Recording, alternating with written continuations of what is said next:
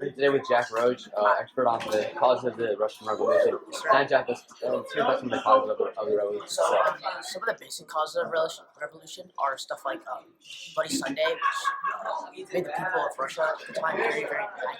It gave them a reason to revolt. And another main reason is that the government treated every single class badly. So it wasn't just the lowest people, but it's also the top people too. So everybody was mad. So they had a really, really good reason. Those are two of the main causes. All right, now Jude, can you please tell me about key people from both sides of the Russian Revolution? Sure. So the current government at that time was Tsar Nicholas II. So he was just like, he was just an absolute monarch in charge of all forms of government.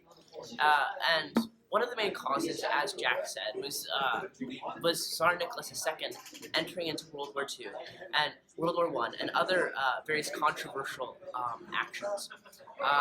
Another key person on the Russian government side was Ratsputin. He was the advisor to the Tsarina, and he was a very controversial person as he had a lot of power.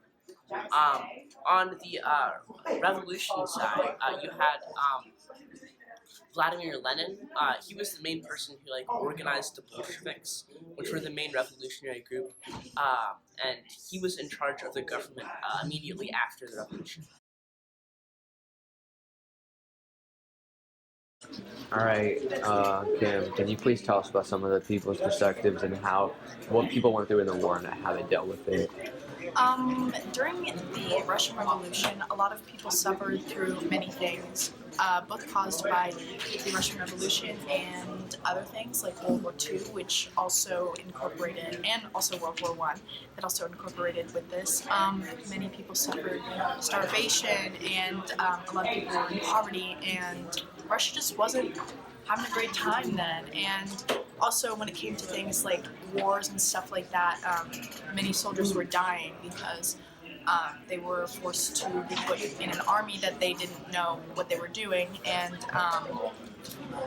also, people just, I guess, weren't treated properly because standards were about the same for the lower class of people. And so they were pretty much all treated badly. And an example of this would be Bloody Sunday, where people didn't have the amount of, or the standards to, I guess, approach the government, and they ended up dying for it. So, yeah. All right, thank you.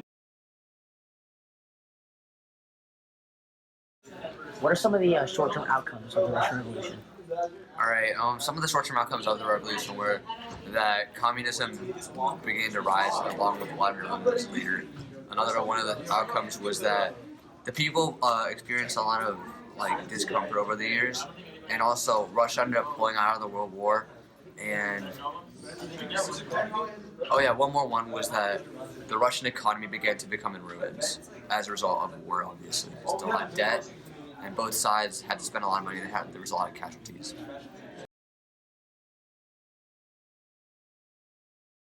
What was one of the long-term outcomes of the revolution? One of the long-term outcomes of the revolution was the emergence of the communist government throughout Russia, and the teaching of communist ideals in Russian schools throughout the whole region up until the 90s, following the Russian Revolution.